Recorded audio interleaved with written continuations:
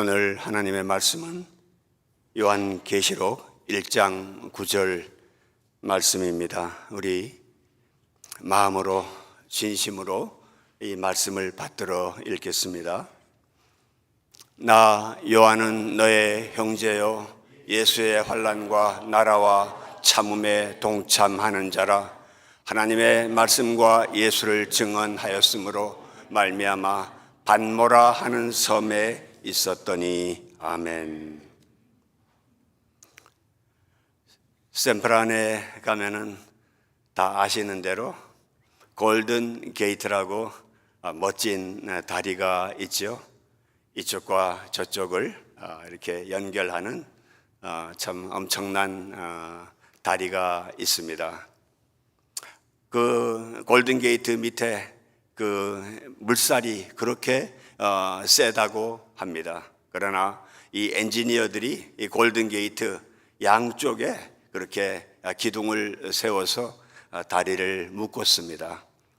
왜 골든 게이트를 말씀을 드리는가 하면은 오늘 이 요한계시록을 쓴 사도 요한은 잘 아시는 대로 요한복음을 썼고, 요한복음이 한쪽 그 언덕에 세워진 다리라고 한다면은 요한계시록은 다른 반대편 언덕에 세워져 있는 그런 기둥 같아 저는 그렇게 이해를 했습니다.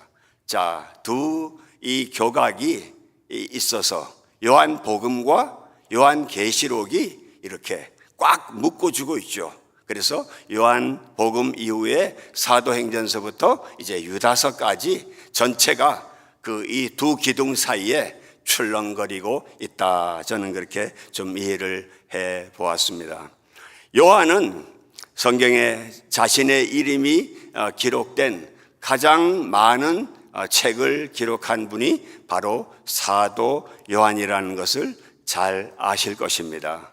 그만큼 요한은 좀 특별한 하나님의 종이었다, 이렇게 볼 수 있겠습니다. 그래서 좀 오늘 요한계시록의 한 절이지만은 좀 그 요한에 대해서 저와 여러분들이 요한은 아니지만은 요한 같은 그런 믿음을 우리가 좀 이렇게 간수하고 우리가 좀 배우고, 요한의 그 진실한 믿음, 그의 믿음에 가장 그 근거가 되는 것이 무엇일까? 그래서 저는 그 설교의 제목을 참음이라고 그렇게 했습니다. 오늘 본문에 참음이라는 이 단어가 나오는데, 그래서 한쪽 이 다리에는 요한이라는 이 대사도에 대해서, 다른 한쪽에는 참음이라는 것, 이 두 가지에 대해서 좀 중점적으로 좀 생각해 보고자 합니다. 유진 피터스는 그 요한 복음을 창세기 1장 2장을 다시 쓴 거다. 우리 교회에서 성경 필사를 하잖아요. 창세기 1장 2장을 요한복음에다가 필사했다라고 그렇게 말할 정도로 이 창세기 1장 2장에 나오는 태초에 천지를 창조하셨다, 요한복음에서는 태초에 말씀이 계셨다, 이 말씀은 곧 하나님과 함께 계셨고 이 말씀이 하나님이시다, 그리고 만물이 예수 그리스도에 의해서 지어진 바 되었다, 그리고 참빛이 세상에 왔다, 그리고 우리가 하나님의 아들 독생자의 영광을 보니 은혜와 진리가 충만하다, 이런 기록들이 요한복음은 마태, 마가, 누가복음과는 좀 다릅니다. 상당히 관점이 그 깊고 놀랍습니다. 물론 마태, 마가, 누가가 놀랍지 않다는 것은 아닙니다. 그래서 좀 비유를 한다면은 마태, 마가, 누가복음은 저는 이렇게 의학을 잘 모르지만은 MRI 같아, 그런 생각을 해봐요. 이렇게 단층 촬영을 계속해서 중복해서 이 복음을 찍어냈다면은 겹치는 부분이 많죠. 근데 요한복음은 조금 독특합니다. 아주 독특하게 이렇게 편성되어 있는 말씀이고, 요한계시록은 더군다나 놀랍습니다. 그렇기 때문에 계시록이라고 그렇게 말씀하고 있죠. 자, 계시다, 이제 묵시다, 이런 말을 많이 들으셨을 겁니다.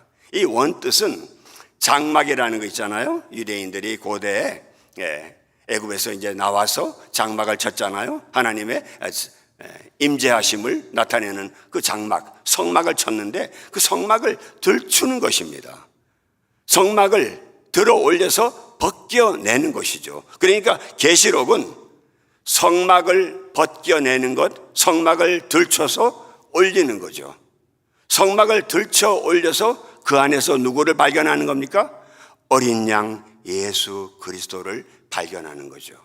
그러니까 요한은 계속해서 예수의 신성과 인성을 정확하게 요한복음에서, 그리고 요한복음에서 계속 강조하는 것은 20장 31절에서 내가 이것을 기록한 것은 너희로 하여금 예수를 통해서 하나님의 아들 그리스도이심을 믿게 하려 하며 또 그를 믿어 그 이름을 힘입어 생명을 얻게 하려 함이라고 말씀하고 있습니다. 그러니까 20장 31절로 충분히 끝날 수 있었는데도 불구하고 21장이라는 별책 부록을 하나 더 쓰게 되죠. 그 별책 부록을 하나 더 쓰게 되는 것은 순전히 누구를 위해 썼죠?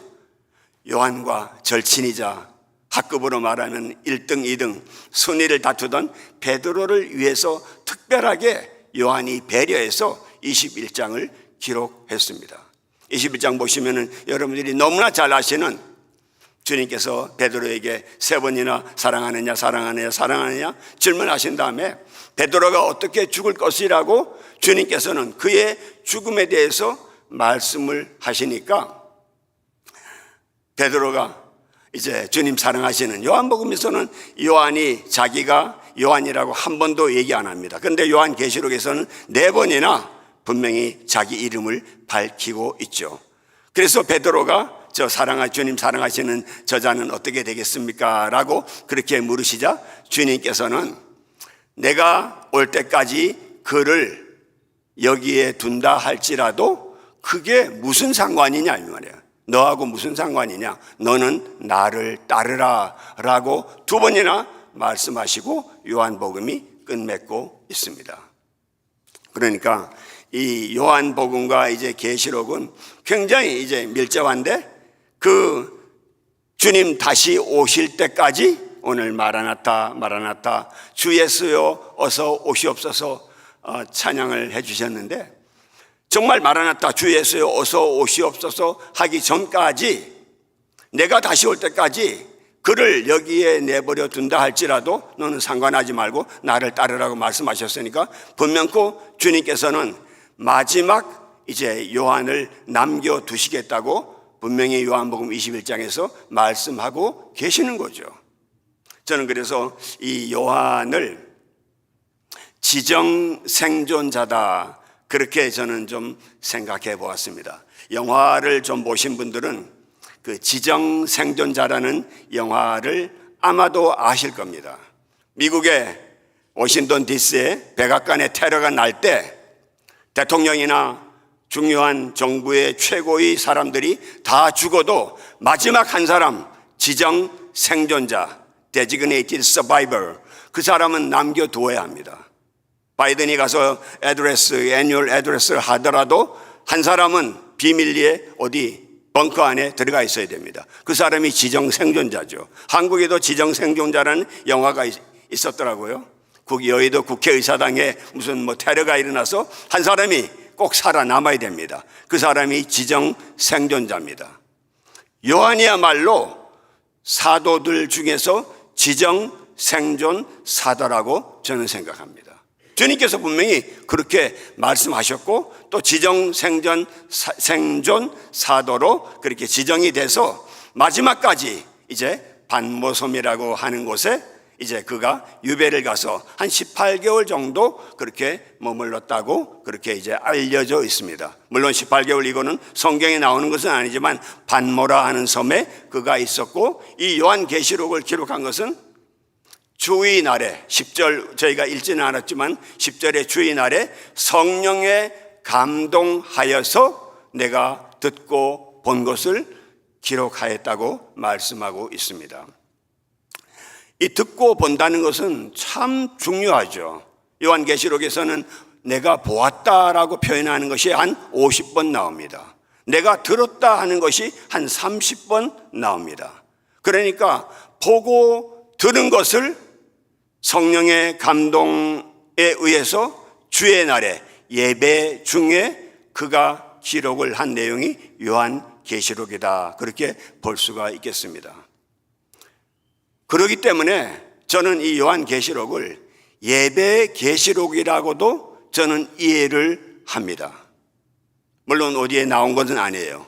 제가 이해하는 요한계시록은 예배계시록입니다. 주의 날에 이 땅의 지금까지의 모든 예배를 다 펼쳐 놓아서 마침내 장막 안에, 마지막 22장에 이제 성전 안에, 이제 도성 안에 들어갔는데 성전이 없다. 그 성전이 바로 하나님과 어린 양 예수 그리스도라고 표현하고 있습니다. 그 성전이라는 단어도 고대 구약의 지성소라는 단어하고 똑같은 단어입니다. 그러니까 하나님께서 이제 지성소를 구약에서는 열으셨는데 이스라엘 백성들이 그렇게 정말 배도하고 또 하나님을 또 돌아서서 그 지성소가 이제 무너졌었잖아요. 그런데 예수 그리스도가 이 땅에 살찢고 피 흘리셔서 정말 우리들에게 단번에 들어가신 그 지성소를 어린 양 예수 그리스도께서 다시 이제 새하늘과 새 땅 안에 지성소 성전에 계시다는 것을 분명히 보여주고 있습니다. 자, 그래서 이 요한은 정말 놀라운 사도라는 것을 다시 한번 좀 생각해 봅니다. 아까 말씀드렸지만은 지정 사도로서 요한복음 이제 요한계시록에서 1장 1절에도 그 종 요한에게 계시한 것이라고, 예수 그리스도의 계시라고 하면서 그 종 요한에게 계시한 것이라고 말씀하고, 2절에도 또 요한이라고 얘기하고, 4절에도 요한이 7교회에 편지한다고 그러고, 그 다음에 9절에 지금 오늘 우리가 읽은 말씀이고, 그리고 마지막 22장에 그는 이것들을 보고 들은 자가 나 요한이다. 그러니까 요한계시록에서는 분명하게 자신이 이걸 썼다는 것을 이름을 4번이나 그렇게 밝혀내고 있습니다. 오늘 예배에 오신 분들, 여러분들은 하나님께서 지금까지 우리가 나이가 많든 적든 주께서 나를 이 세상 모진 풍파, 이 세상 온갖 환난과 역경과 어려움 속에서도 여러분을 여러분의 가정과 여러분의 일터와 여러분의 교회의 지정 생존자로서 사명을 가진 자로 임명하셨다는 것을 믿음으로 받아들이시기를 바랍니다. 나는 지정 생존자입니다. 지정 생존자예요. 저 고등학교 동기들도 많이 이 땅에 없습니다. 얼마가 이 땅에 없는지는 모르겠어요. 우리가 팬데믹 아시잖아요. 저와 여러분들이 이 땅에 많이 살았던, 적게 살았던 저와 여러분들이 오늘 또 호흡하고 있는 것은 지정 생존자로서 하나님께서 내게 주신 사명이 있다는 거예요. 그 사명을 우리가 붙들고, 우리가 그 사명을 붙들고 나가려면은 무엇이 필요한가? 3가지가 필요합니다. 그 3가지 중에서 가장 중요한 3번째는 참음이라는 미덕입니다. 우리 3가지를 좀 보도록 하겠습니다. 첫 번째는 환난이라고 9절에 나와 있죠. 나 요한은 너희 형제요 예수의 환난과 이렇게 나와 있습니다. 여기에 환난이라는 단어, 고난이라는 단어는 우리가 많이 수도 없이 들었잖아요. 고난, 그리스도의 고난입니다. 제가 이해하는 고난과 환난의 차이점은 이런 겁니다. 고난은 개인적으로 좀 집중적으로 단기간에 쏟아지는 어려움이라고 저는 그렇게 이해를 했습니다. 근데 환난은 조금 더 좀 넓혀서 나라와 시대와 어떤 역사의 언덕들을 여러 개를 넘어가면서 생기는 그 파장이 좀 큰 것을 환난이라고 그렇게 얘기할 수 있겠습니다. 예를 든다면은 6.25 때, 6.25 자체는 3년을 갔잖아요. 3년 동안 6.25가 있었습니다. 근데 3년 만이 끝난 것이 아니라 6.25 이후에 얼마나 많은 환난이 있었어요. 다 파괴됐잖아요. 많이 굶주린 사람들이 있었습니다. 이런 것은 한두 사람이 돌아가시고 또 한두 집이 망한 것이 아니잖아요. 환난입니다. 바로 초대교회 때 환난을 그들이 겪어내야 했던 것입니다. 최근에 목사님께서 그 초대교회 교인들의 그 환난, 그들에 대해서 좀 여러 번 말씀하신 것이 기억이 납니다. 그만큼 환난은 짧지 않았습니다. 길었습니다. 그리고 굉장히 이 환난이 심했다 하는 것을 볼 수 있는데, 이 환난이라는 단어는 트리빌레이션스라는 단어인데, 이렇게 좀 이해를 해봤어요. 다리미 있잖아요. 다리미, 이렇게 옷, 양복 같은 거, 다리미로 지지는 것 같은 것, 다리미로 내려 누르는 것, 이런 것이 환난이라는 뜻을 갖고 있는 것을 보았습니다. 아까 박전 집사님께서도 성경을 인용해 주셨지만은, 세상에서는 너희가 환난을 당하나 담대하라, 내가 세상을 이겼다라고 주님께서 말씀하셨죠. 요한복음 16장 33절에 그렇게 말씀하셨죠. 그러니까 분명히 주님께서는 이 땅의 성도들이 환난을 당한다는 것을 알고 계셨고, 이 환난은 우리들이 피할 수 없는 바위덩어리 같은 거라는 거죠. 바위덩어리가 우리 삶을 분명히 덮친다는 거죠. 그러니까 이 환난이 닥치는데 우리가 어떻게 해야 되는가? 담대해야 된다는 거죠. 왜? 예수 그리스도께서 내가 세상을 이겼다라고 선포하시기 때문입니다. 이 환난, 우리가 환난 중에도 우리가 즐거워하고, 환난은 인내를, 인내는 연단을, 연단은 또 소망을 이루는 줄 안다고 사도 바울은 로마서 5장 3절에도 또 그렇게 말씀하죠. 너무나 잘 아시는 말씀이에요. 환난이라는 단어는 고난이라는 단어만큼 많이 나오지는 않지만은 굉장히 이 파장이 큰 것이죠. 허리케인 같은 거예요. 허리케인이 한번 닥치면은 한두 집이 부서지는 거 아니잖아요. 이 환난의 시대를 잘 우리가 통과해야 되는데 어떻게 통과해야 될까요? 참음이 필요하다는 거예요. 두 번째 우리가 볼 것은 나라라는 단어이죠. 나라. 이 땅의 나라는 여기 나오죠. 예수의 환난과 나라에 내가 동참했다. 동참하다, 이 단어는 partaker, 그 다음에 그 변호사 하시는 분들은 그 로펌의 파트너라고 있잖아요. 파트너는 그냥 변호사가 아니죠. 그냥 엠플로이로 이렇게 봉급받는 그런 사람이 아니고, 파트너는 그 회사의 가장 중요한 책임자죠. 바로 예수의 환난과 예수의 나라의 파트너가 된 사람이 동참했다고 이 요한은 기록하고 있습니다.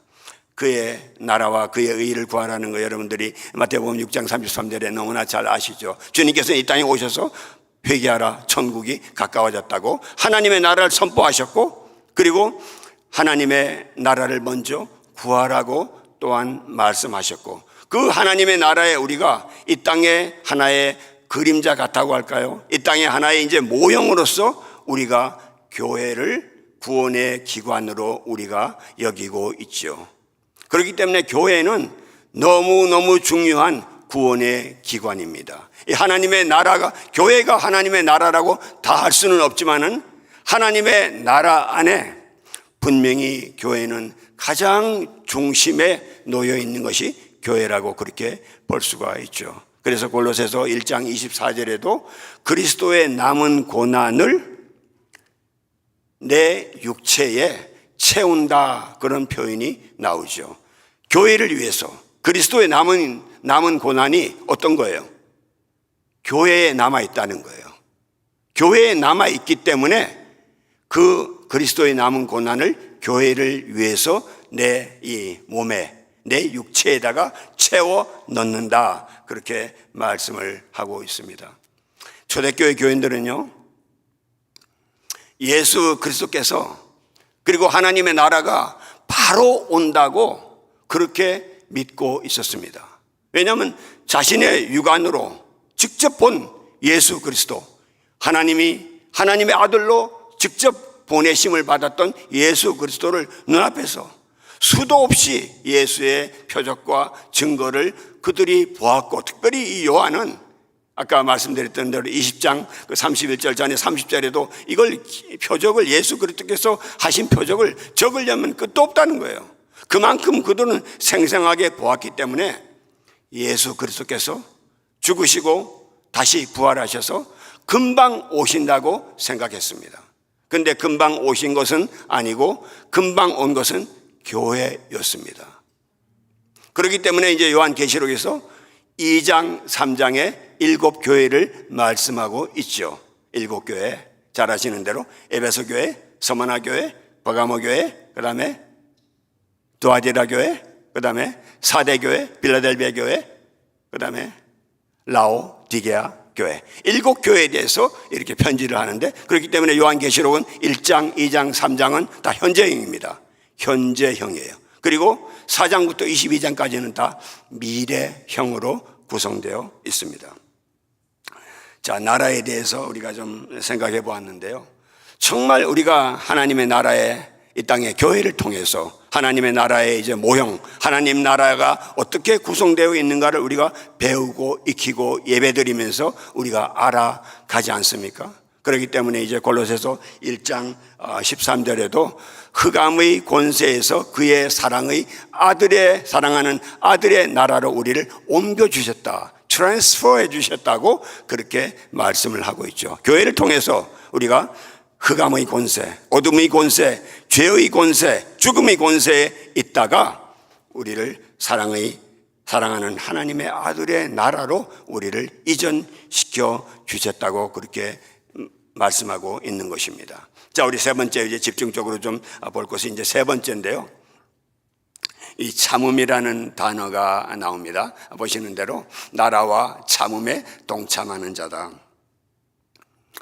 자, 성도님들 한번 좀 잠깐 한번 생각해 보십시오. 환난, 이제 방금 말씀을 드렸는데 환난, 나라, 고난 이런 단어들 많아요. 그리고 성령의 열매들에 대해서도 많이 또 배우셨잖아요. 그런데 이 요한계시록을 쓴 요한이 왜 참음이라는 단어를 썼을까? 저는 참 궁금했어요. 이 궁금한 것이 오늘 설교를 준비하는 계기가 됐습니다. 왜 참음이라는 단어를 썼을까? 계시록에는 엄청난 단어들이 춤을 추듯이 나타나잖아요. 무시무시한 사건들이 일어나잖아요. 우리가 상상할 수 없는 일들이 계시록에서는 다 펼쳐지면서 마라나타, 마라나타, 아멘, 주 예수여 어서 오시옵소서로 마감되고 있죠. 그런데 참음이라는 단어 1장 9절은 그렇기 때문에 나머지 이제 계시록 전체를 풀어나가는 데 있어서 굉장히 중요한, 마치 다윗의 열쇠 같은 그런 단어다라고 저는 좀 이해를 해보았습니다. 이 참음이라는 단어는 휘포모네라는 단어인데요. 이 단어는 이런 거예요. 밑바닥 밑에서 잘 버티는 거예요. 이렇게 비유를 합니다. 저는 타이타닉 영화 보셨죠? 오직 예수 그리스도와 십자가 외에는 알지 않기로 하신 이 가난한 성도님들이라서 영화계는 전혀 모르시네. 대중가요나 영화계 이런 건 전혀 모르시니까. 그런 영화가 있습니다. 타이타닉이라는 유명한 영화가 있는데요. 다 못 보셨다니까 할 수 없지. 그런데 보면은 굉장한 배입니다. 그 배 위에서 멋진 사람들이 이렇게 좋은 옷 입고 말이죠. 춤추고 이렇게 우아를 떱니다. 그런데 배 밑창에서는 석탄을 집어넣어요. 그게 휘포모네입니다. 그게 참음이에요. 배 갑판에 상류사회, 이 땅에 잘 나가는 사람들, 이 땅에 멋진 사람들, 자기가 최고라고 생각하는 사람들, 비난해서는 안 되겠죠. 우리도 그런 마음을 안 가졌던 것은 아니잖아요. 분명히 가졌죠. 가지긴 했지만은 능력이나 여러 가지가 안 돼서 또 그러기도 하고, 주님께서 지정 생존자로서 휘포모네 너는 밑창에 들어가 있어라. 너희 가정에 너는 밑에서 열심히 땀을 뻘뻘 흘리면서 밑에서 불 떼는 거예요. 위에서는 술잔이 돌아가고 말이죠. 그리스도인들은 이 땅에 아까 찬양 가사에 우리는 세상에 정들 수 없네 그런 가사가 있던데요. 그렇습니다. 우리는 세상에 정이 들 수는 없어요. 아, 그렇구나. 좀 좋긴 하구나. 그러나 정들 수는 없습니다. 우리는 휘포모네요. 우리는 땅바닥에 엎드려 있는 거예요. 그런데 오늘 요한에 대해서 좀 말씀드린다 했잖아요. 요한을 생각해 보십시오. 요한이 원래부터 그렇게 잘 참는 사람이었어요? 마가복음 3장에 보시면 예수님께서 보아너게라고 말씀하시잖아요. 보아너게라는 단어가 벼락, 천둥, 우레의 아들입니다. 그러니까 성질이 불같은 사람이었습니다. 성질이. 그래서 누가복음 9장에서도 주님께서는 요한과 야고보가 그렇게 그냥 쓸어버리세요. 말 안 듣는 사람들. 저 마을 다 없애버리세요. 그렇게 했을 때 주님께서는 조용히 책망하셨습니다. 그 정도로 요한은 불같은 사람이었습니다. 여러분들은 어떠십니까?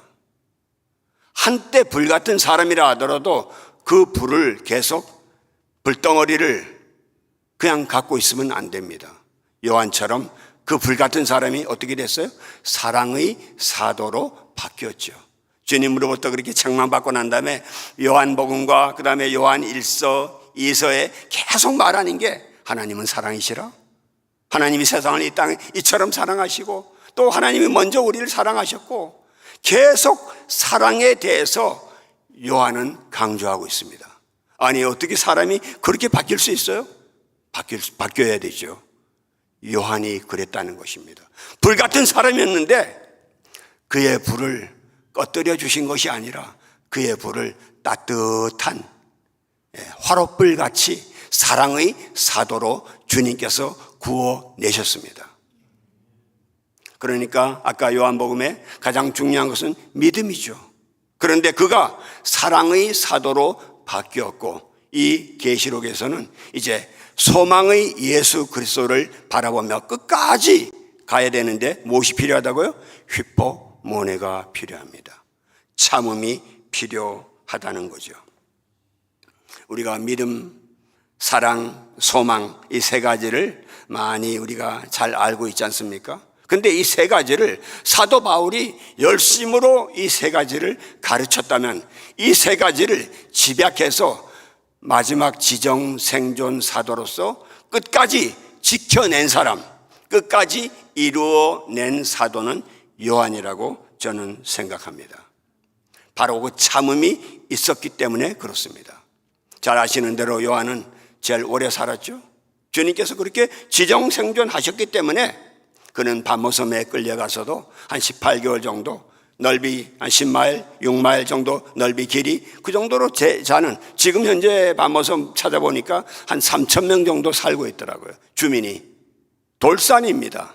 거기서 요한은 주의 날에 성령에 감동되어서 이 놀라운 기록을 그는 하고 있습니다.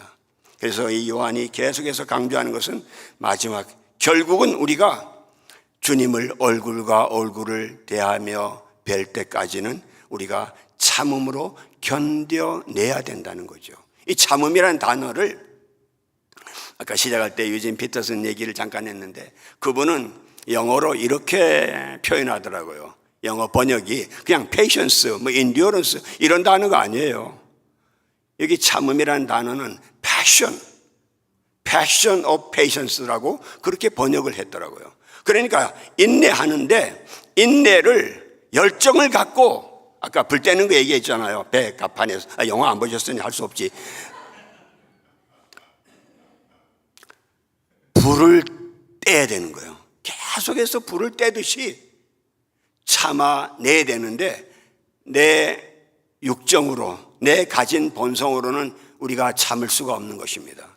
목사님께서도 여러 번 말씀하셨지만 한국 사회가 지금 분노 폭발 사회입니다. 내가 왜 참아야 돼? 참지를 않습니다. 이 참음이 너무 많이 없어진 사회가 되었습니다. 미국도 그렇잖아요. 날마다 총기 사고가 나지 않습니까? 그런데 저와 여러분들은 그리스도의 온전하심을 우리가 이루어내기 위해서는 이 참음이라는 것을 끝까지 그리스도를 닮아서 우리가 이루어내야 하는 것입니다. 그래서 저는 이제 이 계시록이 마지막이잖아요. 근데 마지막 전에 히브리서, 야고보서, 그다음에 베드로 전후서, 그다음에 이제 요한 1, 2, 3서, 그다음에 이제 유다서 이렇게 해서 진행되는데, 특별히 히브리서, 그다음에 야고보서, 베드로 후서, 히브리서는 12장 3절에도 참으신 자를 생각하라 라고 말씀하고, 12장 1절에도 또 예수 그리스도의 그는 부끄러움을 개의치 아니하시고 십자가를 참으셨다고 그렇게 말씀하고 있습니다. 그러니까 다 히브리서, 야고보서, 그 다음에 이 베드로 후서 끝까지 다 길이 참는다, 오래 참는다, 참는다는 데 대해서 많이 강조하고 있는 것을 또 발견했습니다. 그러니까 이제 끝에 들어갈수록, 마지막 종점에 이를수록 우리가 많이 참아야 한다는 것, 그리스도를 생각함으로써 많이 참아야 한다는 것을 또 생각해 보게 됩니다. 자, 우리 다 미국에 오셨으니까 한국에서 인천공항에서 이제 LA 이렇게 오시잖아요. 마지막 한 2시간, 3시간 남았는데 그게 그렇게 시간이 안 가요. 굉장히 처음에는 한 5, 6시간 뭐 잠깐 눈 붙이고 뭐 그냥 화장실 안 가도 되는데 수시로 왔다 갔다 하고 막 그러면서 이제 시간이 그냥 지나갔는데, 마지막은 시간이 굉장히 안 갑니다. 참음이 필요합니다. 인생도 마찬가지라고 생각이 됩니다. 저와 여러분들이 믿음의 경주에서 마지막 구간, 올림픽에서도 마라톤 있잖아요. 일반 마라톤 하시는 분들도 그러잖아요. 마지막 거기 마지막 구간이 제일 힘들다는 거예요. 오늘 말씀을 들으시는 우리 성도님들, 저는 이 참음에 대해서 생각하면서 저희 교회 많은 분들이 얼마나 참아내면서 여기까지 오셨는가 좀 생각을 해보았습니다. 제가 많은 분들 알지는 못하지만은 우리 목사님부터도 그 여러 번의 몸에 수술을 받으시면서 참고 참으면서 결국은 또 수술 받으셨고, 부엌에서, 그리고 이 교회를 위해서 40년, 50년 참아내면서 묵묵하게 그리스도의 몸된 교회를 위해서, 남은 고난을 주의 몸된 교회를 위해서 내 육체에 채워나가는 성도님들. 제 아는 목사님 한 분은요, 굉장히 심한 육신의 질병으로 인해서 며칠 전에도 전화드렸는데 식사 한번 하시는데 3시간이 걸린대요. 식사 한번 하는데 3시간 걸린대요. 저는 5분, 10분도 안 걸려요. 참는다는 것이, 저는 그러니까 그 목사님에 비한다면은 이게 발 뒤꿈치도 못 따라갑니다. 그러나 우리가 정말 참음을 통해서 마침내 그리스도의 장성한 분량에 이르는 줄 믿습니다. 이제 결론으로 우리가 좀 도달해야 되겠습니다. 얼마 전에 뉴스를 보니까요, 2014년 그 4월 달에 잘 아시는 세월호 사건이 있었잖아요. 세월호 거기 476명 중에서 304명이 생명을 잃었고, 이제 살아난 사람이 많지는 않은데 그 중에 살아난 분이 30살 박준호라는 분이 있었더라고요. 그 박준호라는 분이 인터뷰를 했어요. 세월호에서 304명이 물속에서 돌아오지 못했는데 그분은 살아난 거예요. 살아나자마자 다시 나와서 군대를 간 거예요.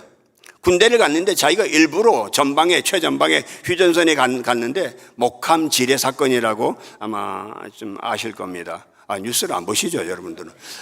그런 사건이 있었어요.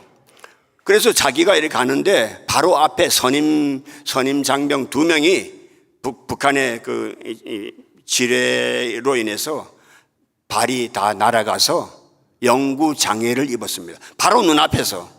그러니까 이 박준호라는 이분은 세월호에서 바로 살았죠. 그 다음에 휴전선에서도 생명을 건졌잖아요. 굉장히 사회에서 본다면 굉장히 럭키한 사람이잖아요. 그런데 이렇게 얘기했더라고요. 나는 불운도 행운도 믿지 않습니다. 누구나 각자의 지옥에서 버틸 뿐입니다. 저는 이 말이 한편으로 찡한데 한편으로 조금 아쉬웠어요. 여러분은 지금 여러분의 지옥에서 버티고 있는가요? 그러지 않기를 소망합니다. 물론 우리 삶이 쉽지 않다는 것 우리가 다 알고 있습니다. 그런데 각자의 지옥에서 버틸 뿐이라고 두 번이나 하나님께서 그 생명을 건져 주셨는데 그렇게 표현하는 것은 조금 아쉬웠어요. 저와 여러분들은 지옥에서 버티는 건 아니에요. 물론 어려워요. 그러나 우리는 천국문 앞에서 버티는 겁니다. 천국문 앞에서 휘포모네를 하는 겁니다. 다릅니다. 지옥에서 버틴다고 하는 것, 지옥에서 그냥 생존 경쟁을 위해서 아둥바둥하는 것하고 천국의 문 앞에서 힘들죠. 힘들지만 천국의 문 앞에서 곧 착하고 충성된 종아 잘하였다. 내가 문을 열어주겠다고 주님께서 얼른 문을 열어주시고 우리를 받아주실 그 순간까지 우리는 눈물을 삼키고 우리는 또 우리 앞에 당한 믿음의 경주를 오늘 또 잘 해 나가는 겁니다. 무슨 비방이 있는 건 아니죠. 저와 여러분들은 어디에 있습니까? 반모섬에 지금 있습니까? 여러분의 반모섬은 어디입니까? 여러분의 가정일 수 있어요. 여러분의 직장, 일터, 사업장일 수 있어요. 그러나 반모섬에서 이 90세, 95세 정도 그 사이에 되는 이 늙은 노사도가 그는 그 푸른 물결을 쳐다보고 있었던 건 아니죠. 자신을 맞아주실 예수 그리스도를 환상 중에 놀라운 증거와 또 그의 체험 중에 그는 이것을 다 기록하였습니다. 그렇기 때문에 이 사도 요한은 읽는 자와 듣는 자들과 기록한 자들은 복이 있다라고 1장 3절에 그렇게 기록하면서 시작을 해 나가고 있습니다. 아무쪼록 저와 여러분들은 끝까지 믿음을 참아 나가면서 우리가 이 참음의 열매를 거둘 수 있기를 바랍니다. 마지막 계시록 22장에서는 불의를 하는 자는 그대로 불의를 하고 더러운 자는 그대로 더럽고 의로운 자는 그대로 의롭고 거룩한 자는 그대로 거룩되게 하리라 라고 마지막 22장에서 말씀하고 있습니다. 얼마 전에 조슈아 집사님께서 이대로라는 찬송을 해 주셨나요? 이대로? 그대로예요? 예. 갑자기 이대로 그대로 그래요. 저와 여러분들은 이대로 그대로 끝까지 우리는 불의를 하고 더럽고가 아니라 우리는 의롭고 거룩함을 그대로 잘 유지해 나가는 저와 여러분들이 되시기를 다시 한번 주님의 이름으로 축복합니다. 기도하겠습니다. 아버지 하나님, 조금만 몸이 아파도 참기가 쉽지 않습니다. 이 밤에도 교회에 나오시기가 어려워서 침상에서 몸부림치고 또 병상에서 아픔을 삼켜내는 분들이 참 많을 것 같습니다. 우리 삶의 현장에서 일일이 다 뱉어내지 못하는 분노의 생각들, 참지 못하는 격정들 많이 있습니다. 심지어 교회 일을 하면서도 참지 못할 수 있는 그런 일들도 생길 수가 있습니다. 그러나 참으신 자를 생각하라 하십니다. 다시 한번 우리가 끝까지 내가 주님 앞에서 이를 때까지 참아내며 또 참아내며 오래 참고 길이 참아내는 하나님의 사람들이 다 되게 축복해 주옵소서. 예수 그리스도의 이름으로 기도드리옵나이다. 아멘. 이제는 우리 구주 예수 그리스도의 은혜와 하나님 아버지의 놀라우신 사랑과 성령 하나님의 참게 하시는 온전한 능력이 우리 각인의 남은 삶 위에 지금부터 영원 무궁토록 함께 있을지어다. 아멘.